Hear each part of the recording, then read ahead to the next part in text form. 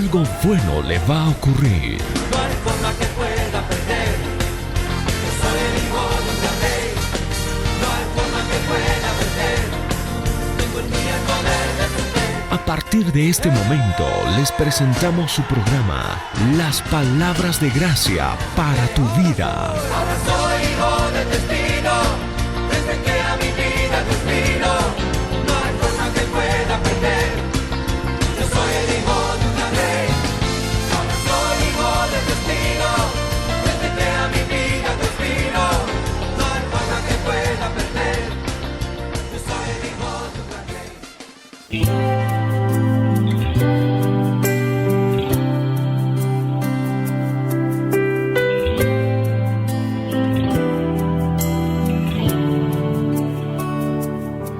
Muy buenos días, audiencia de esta emisora. Comenzando este programa maravilloso, Palabras de Gracia, los invito a compartir esta hora, no despegarse de la radio y atentos sus oídos, su mente, su corazón sobre todo, para seguir aprendiendo qué es lo que nos dice nuestro Señor a través de su palabra. Nuevamente yo les hablo del hermano Omar Martínez, retornando al programa después de algún tiempo. Feliz, agradecido al Señor de esta nueva oportunidad de seguir transmitiendo su palabra.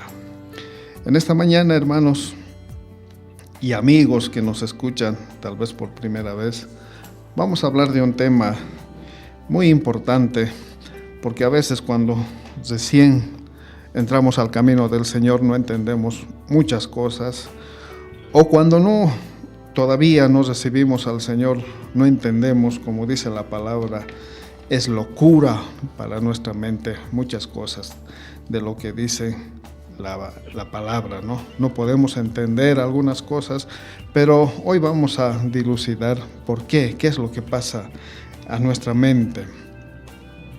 El título de nuestro tema es Renovando nuestra mente. ¿Cómo podemos renovar nuestra mente? ¿Para qué debemos renovar nuestra mente? Renovar, ¿qué es renovar? Renovar es cambiar una cosa por otra nueva. A veces tenemos que renovar algunas cosas en nuestra casa. Por ejemplo, los muebles. ¿Qué decimos cuando vamos a renovar el juego de comedor, por ejemplo? Cambiarlo por otro mejor, por otro más bonito. Y en este caso vamos a hablar de nuestra mente. ¿Cómo podemos renovar nuestra mente? La palabra del Señor nos enseña de que el hombre es un ser espiritual. Tiene espíritu, tiene alma y vive en un cuerpo. Las cosas de Dios, el reino de Dios es un reino espiritual. Y para entender todo lo que nos dice su palabra, debemos ser hombres, y me refiero también a mujeres espirituales. Que nuestro espíritu llegue a gobernar todo lo que somos, que todo lo que hagamos, pensemos, hablamos, escuchamos, sea lo que nuestro espíritu gobierna. Pero a un principio no es así. Y si usted, amigo, amiga que nos sintoniza, no está entendiendo esto, es porque usted es una persona aún, como la Biblia dice, carnal, ¿no? Guiado por la mente natural. Para estar en armonía con el espíritu, nuestra mente debe ser renovada. Y para eso vamos a ir al libro de Romanos, que está en el Nuevo Testamento, que dice la palabra respecto a la renovación de nuestra mente. La renovación de nuestra mente es una actitud consecuente que todo creyente debe hacer a medida que vamos creciendo en el conocimiento de la palabra del Señor. El libro de Romanos dice en el capítulo 12, versículos, sobre todo el versículo 2, y no os adaptéis a este mundo, sino transformaos mediante la renovación de vuestra mente, para que verifiquéis cuál es la voluntad de Dios, lo que es bueno, aceptable y perfecto. Vemos acá que es una instrucción del Señor, no adaptarnos ya a este mundo natural, sino renovar nuestra mente conforme a su palabra. También en el libro de Efesios, capítulo 4, versículo 22, nos dice que en cuanto a vuestra anterior manera de vivir, os despojéis del viejo hombre, que se corrompe según los deseos engañosos, y que seáis renovados en el espíritu de vuestra mente, y os vistáis del nuevo hombre, el cual en la semejanza de Dios ha sido creado en la justicia y santidad de la verdad. En el mundo en que vivimos, y según la palabra de Dios, hay dos tipos de personas. Y siempre hablando en femenino y en masculino, ¿no? Hay el hombre natural y el hombre espiritual. La mente del hombre natural es gobernada por el conocimiento de los sentidos. Mente gobernada por las cosas del mundo. Esta mente es guiada, es gobernada por lo que ve, por lo que nuestros sentidos perciben, ¿no? Esa es la cualidad de un hombre natural. En cambio, el hombre espiritual, el hombre de Dios, el hombre que sigue a Dios, el hombre que cree, obedece a Dios, debe ser un hombre espiritual. Es un hombre renacido, en el cual su mente ha sido renovada.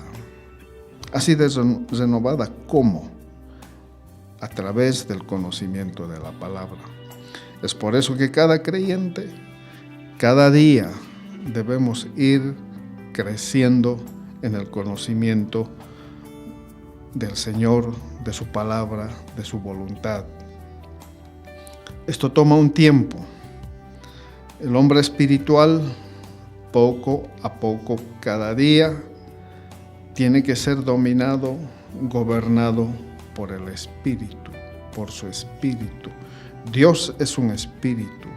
El reino de Dios es un reino espiritual, y por lo cual todos nosotros, los renacidos, los creyentes, los que andamos en el proceso de renovación de nuestra mente, es así como entendemos las cosas de Dios. La mente no puede comprender las cosas espirituales. ¿Qué mente? La mente natural. Por eso cuando compartimos a veces pasajes de la Biblia, de la palabra del Señor, con gente, con personas, amigos que aún están en el mundo, no entienden. Para ellos es locura.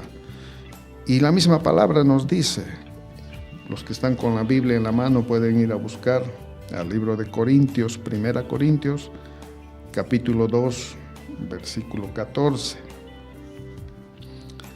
Pero el hombre natural no acepta las cosas del Espíritu de Dios, porque para él son necedad y no las puede entender, porque se disciernen espiritualmente. Las primeras veces, cuando agarramos la Biblia o queremos compartir con alguna persona, a veces le decimos, le aconsejamos leer y nos dicen que no entienden. Y eso es verdad, porque uno quiere entender con la mente natural, con la mente de los sentidos. Y si los sentidos son los que gobiernan a una persona, los sentidos, lo que ve, lo que percibe, no va a entender, pues como dice la palabra, que para él son locura. Entonces, aquí hay dos, resumiendo esta primera parte de lo que estamos aprendiendo hoy día, podemos diferenciar dos personas, el hombre natural y el hombre espiritual. El natural, gobernado, guiado por sus sentidos, y el hombre espiritual, el hombre de Dios, una mente renovada, renacida, tal como dice la palabra. Enseguida seguiremos aprendiendo un poco más.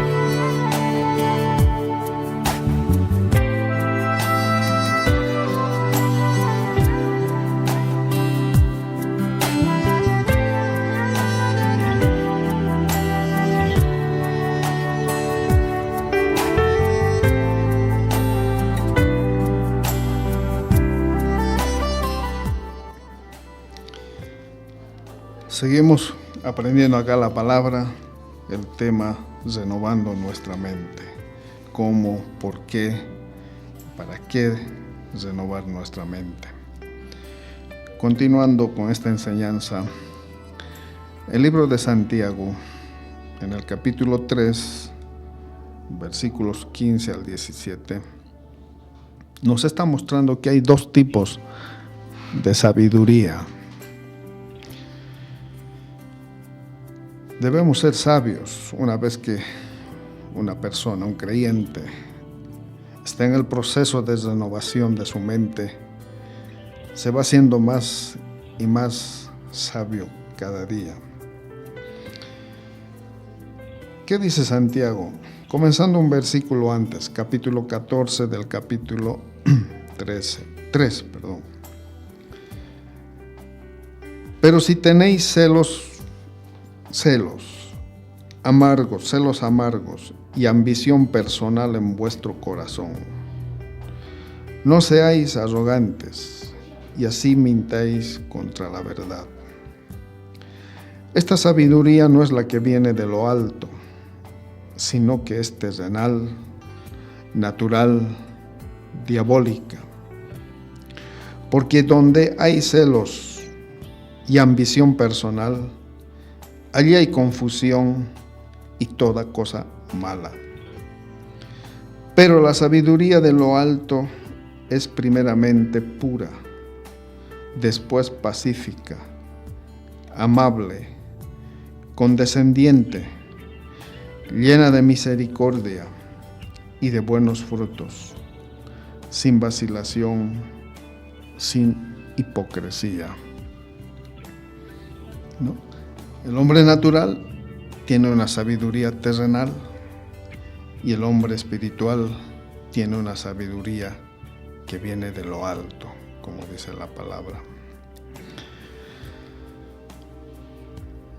El hombre espiritual, argumentando acá a lo que acabamos de leer antes de continuar, les pido por favor también leer qué nos dice la palabra en Romanos 8. Romanos 8,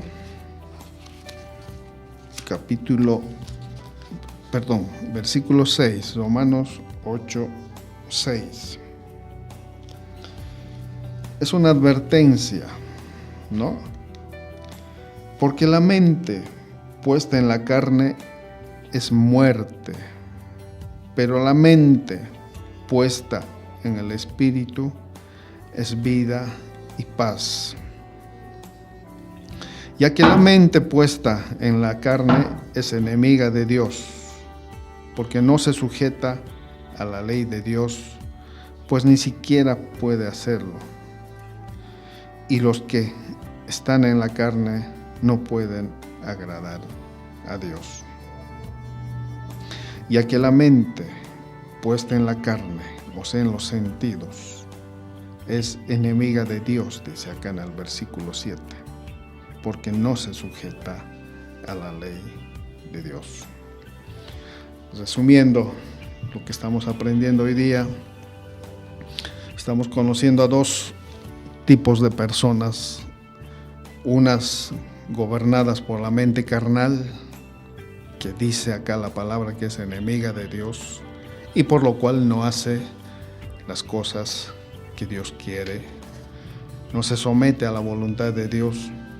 En cambio, el hombre espiritual, con mente renovada, es un hombre o mujer, por supuesto, que agrada al Señor, porque hace las cosas que el Señor nos pide.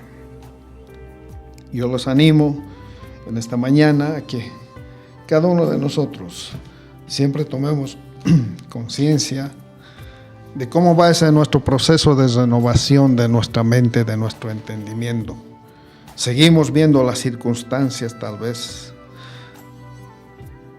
seguimos siendo gobernados en algunas áreas de nuestra vida por nuestros sentidos, por lo que vemos, por lo que percibimos, por lo terrenal, por lo carnal. Yo les animo a que cada día andemos creciendo en la palabra para llegar a ser cada día más y más perfectos, como Dios quiere que seamos perfectos, porque Él es perfecto, dice.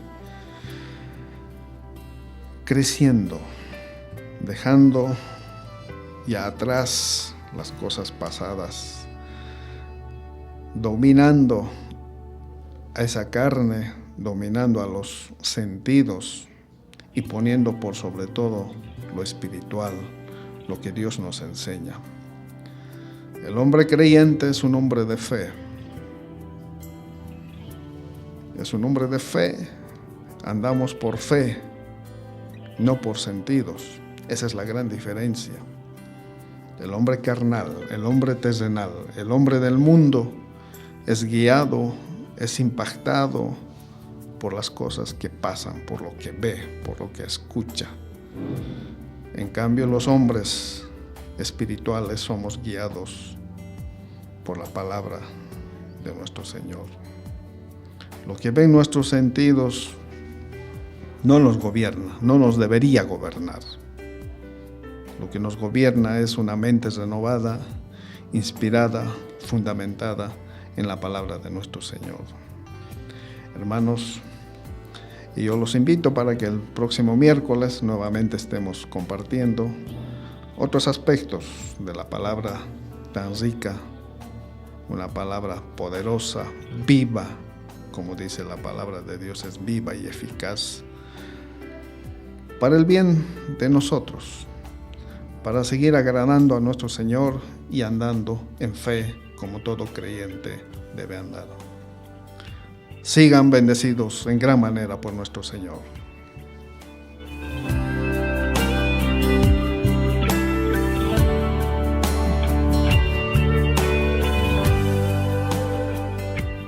La justicia de Dios es justicia que procede directamente de Dios, es la justicia que es Dios, es la justicia que está con Dios.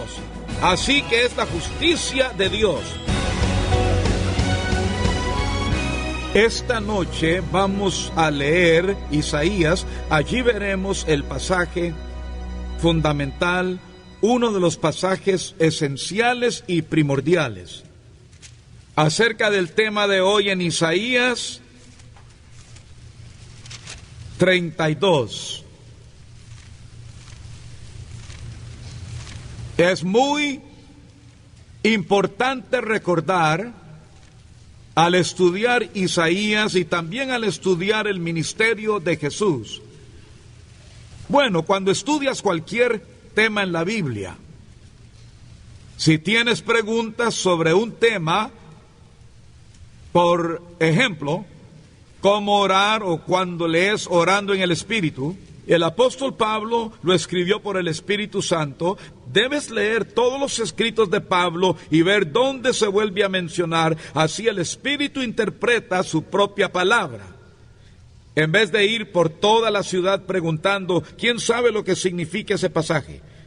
Ahora Jesús se encontró a sí mismo en la Escritura, en el libro de Isaías. Y él predicó donde quiera que fue. La Biblia dice, Pedro predicó en la casa de Cornelio, según Hechos 10, y dijo, vosotros sabéis cómo Dios ungió con el Espíritu Santo y con poder a Jesús, y cómo anduvo sanando a todos los oprimidos por el diablo. Bien, eso se describe en lo que conocemos como la Escritura, en el libro de Isaías. Bien, si buscas la definición de esa unción, busque donde dice el Espíritu del Señor está sobre mí y me ha ungido. Busca lo que dice el profeta Isaías, lo que dijo el Espíritu Santo por medio de Isaías con respecto a la unción, porque ese era el mismo texto que Jesús estaba usando. Y cuando lees los capítulos 10 y 11 de Isaías y descubres que habla sobre la unción, en ese día las cargas de Satanás caerán de tus hombros y su yugo caerá de tu cuello y el yugo se pudrirá a causa de la unción. La carga es removida y el yugo destruido por el poder de Dios. Amén. Bien, pensando en eso y meditando en cómo aplicar esto que dice aquí el libro de Isaías, capítulo 32, que habla de la justicia de Dios, y dice, verso 15, hasta que en nosotros sea derramado el Espíritu de lo alto y el desierto se convierta en campo fértil y el campo fértil sea estimado por bosque.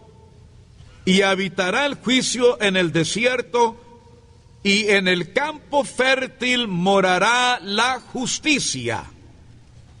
Y el efecto de la justicia será paz, que literalmente significa plenitud, prosperidad, sin carencias, completo.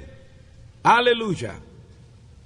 El efecto de la justicia, una justicia que está obrando allí afuera en el campo fructífero, y la labor de la justicia, reposo y seguridad para siempre. Mi pueblo habitará en morada de paz. Es la misma, esa palabra proviene de la misma raíz, de la palabra paz, la misma idea. Mi pueblo habitará en morada de paz, en habitaciones seguras y en recreos de reposo. Gloria a Dios. La justicia, ahora quiero que observes algo aquí. Dice que la justicia habitaba, estaba obrando, estaba proveyendo. La obra de la justicia, el efecto de la justicia estaba haciendo algo que producía un efecto de paz en forma apacible. Ahora, antes de avanzar, quiero darles la definición bíblica fundamental de la justicia de Dios, porque será lo que estudiaremos hoy, y esto es muy importante. La justicia de Dios es la clave de todos los escritos de Pablo y también es la clave del Nuevo Testamento. Es una relación de pacto con Dios. Es importante saberlo. La justicia de Dios es justicia que procede directamente de Dios. Es la justicia que es Dios, es la justicia que está con Dios. Así que es la justicia de Dios. ¿Lo ves? Tu salvación es de Dios, ¿verdad?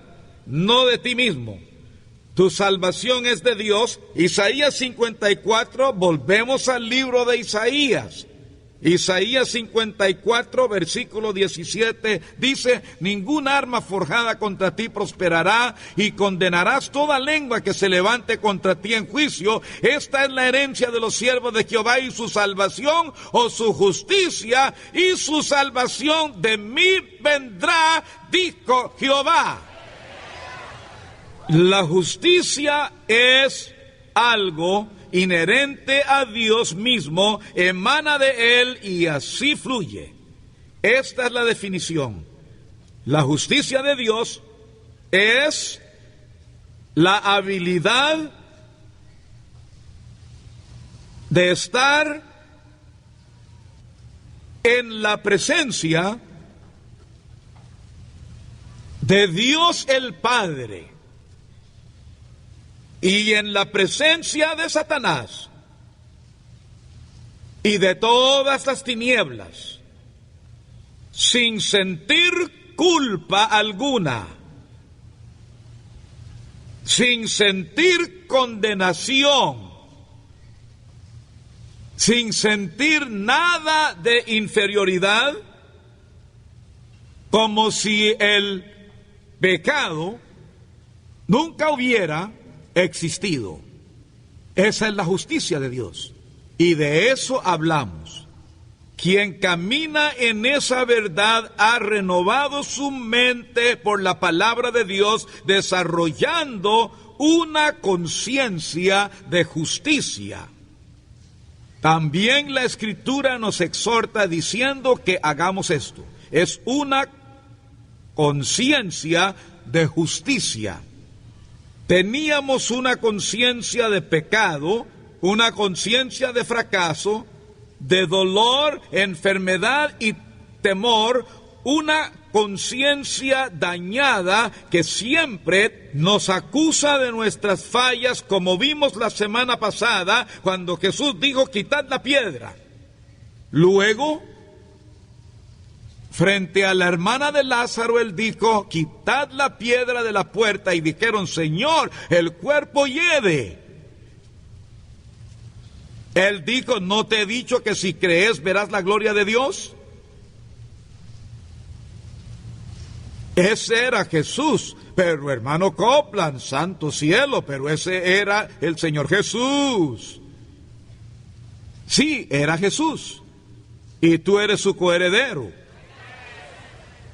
Tú has recibido esa investidura de su poder divino. Y por el pacto en su sangre, toda, no parte de ella, todo lo que Jesús es, todo lo que Jesús tiene, todo lo que Jesús hizo, es tuyo. Nada hizo para sí mismo, lo hizo para dártelo. Tiene su espíritu, tiene su nombre, tiene su sangre, tiene su palabra. La Biblia dice que toda familia en el cielo y en la tierra recibe su nombre de Él. Aleluya. Tienes su justicia, tienes su salvación. Te diré algo más que tú tienes, eso que a veces parece como si se despertara de pronto el pueblo de Dios. La Biblia dice: tenemos la mente de Cristo. Ahora, no lo digas livianamente, sino detente un momento en la palabra de Cristo. Tenemos la mente del ungido por medio de su unción. Tu mente puede tener esa misma unción que tenía Jesús, que sigue teniendo Jesús y que siempre seguirá teniendo Jesús a tu disposición. Tienes la sabiduría de Dios.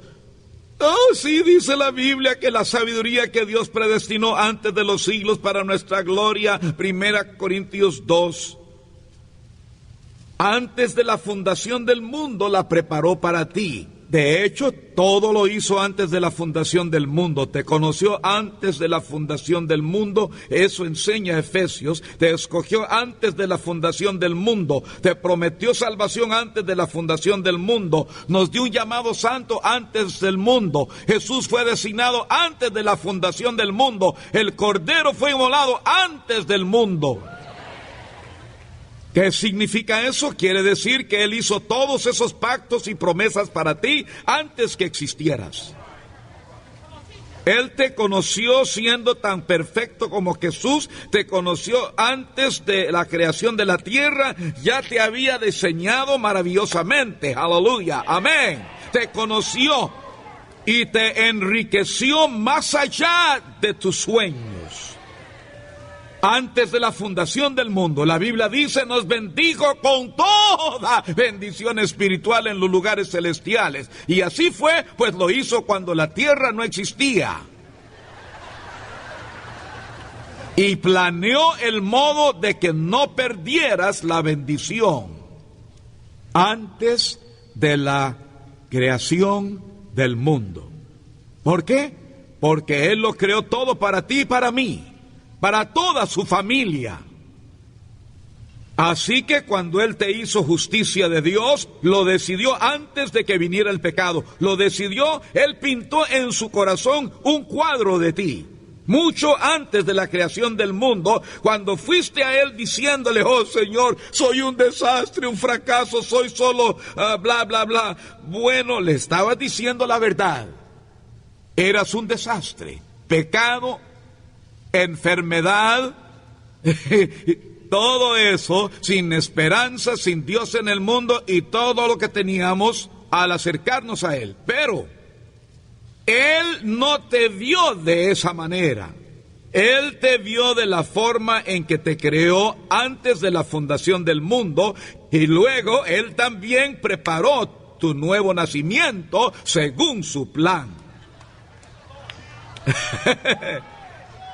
¿Cómo te atreves a venir 5 años después de que naciste de nuevo, lleno del Espíritu, sentado a la diestra de su majestad en las alturas con Jesús, y decirle a Dios: no valgo nada, no sirvo para nada, no merezco que respondas mis oraciones? ¡Cállate!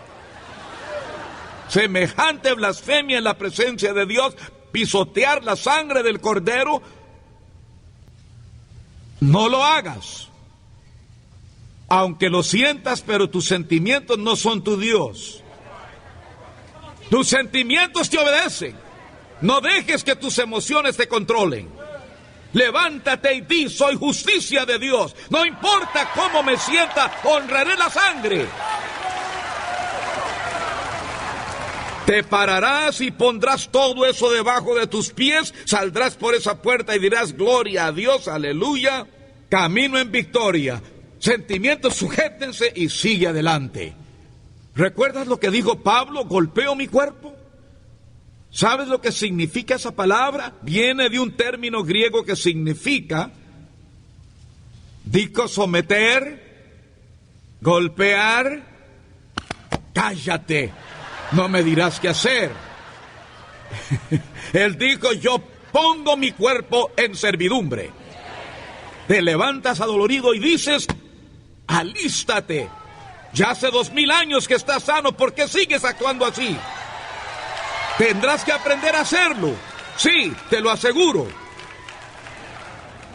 Ahora, vamos en camino a ejercer nuestra posición con Dios, el lugar correcto, donde Dios me ama, no me odia, ni tampoco trata de echarme de su reino. La conciencia de pecado siempre se une a las migajas. Cuando esa pequeña mujer que no era israelita ni caminaba en el pacto con Dios, en realidad ella hizo un gran esfuerzo para poder llegar allí. Y Jesús le dijo la verdad. Le dijo: no está bien tomar el pan de los hijos. Ahora, quisiera explicar esto. Él dijo: no está bien tomar algo que le pertenece al pueblo del pacto, la gente que está en pacto con Dios, y darlo a quien no es de la familia de Dios. Ella dijo: sí, pero aún los perrillos comen las migajas. Jesús dijo: mujer, tú eres un caso. Él la estaba provocando, la estaba presionando para ver si ella merecía ser ministrada por él. Somos el pueblo del pacto, la sanidad es nuestro pan, no migajas.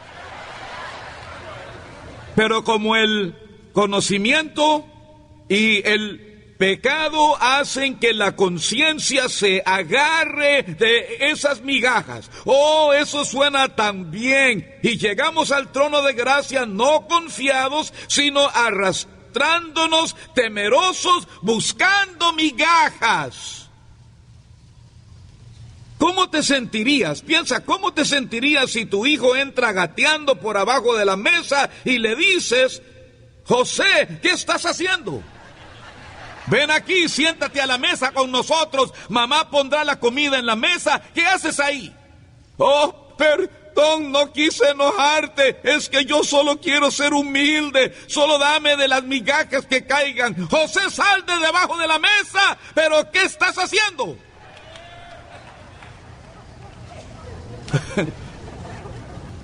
Todos lo hemos hecho. Oh, Señor. Sí, amén. ¿Osas tú ignorar a tu hijo hambriento? Imagínense a un hombre ignorante hablando un español culto, refinado y pulido.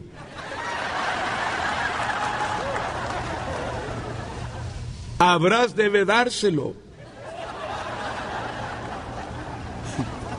A tu hijo le bastan tan solo las migajas y vives de migajas toda tu vida. Tienes un auto viejo, una casa vieja, vistes con ropa miserable y dices al abrir tu ropero, mira qué ropa más miserable. Eso es porque le dijiste a Dios que te bastaban las migajas. Por eso das ofrendas miserables y recoges cosecha miserable. ¡Eso se acabó! ¡Gloria a Dios! Siéntate a la mesa.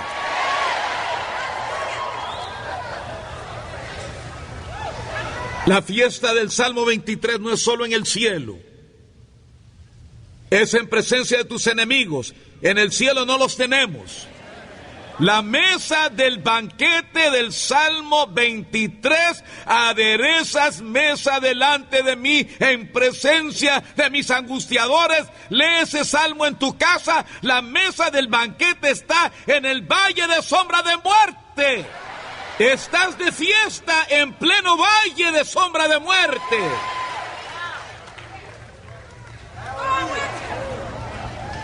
Oh, ¿no te da miedo el valle de sombra de muerte? La sombra de un perro no muerde. Estamos en el valle de sombra de muerte, pero Dios ya lo puso fuera de combate. Ven a la mesa. Pero si insistes en tener las migajas, aléjate de mis pies. Yo sí me sentaré a la mesa, gloria a Dios. Cuando aprendí esto, es decir, yo me acerqué a esa mesa casi con rodillas temblorosas. No sabía si lo quería decir en voz alta o no. Pero me sentía como un águila que había aprendido a volar. Estaba volando en las cosas de Dios. Y todas esas otras ideas religiosas solo tuvieron que irse. Eso es todo. Y cuanto más estudiaba la palabra, más entendía que Dios nos presionaba para que asumiéramos nuestra posición. Gloria a Dios. Y Él pudiera tomar su lugar. No solo como nuestro Dios y Salvador, sino como Padre. Y vivir en nosotros. Aleluya. Amén. Gloria a Dios. Ahora, la justicia de Dios.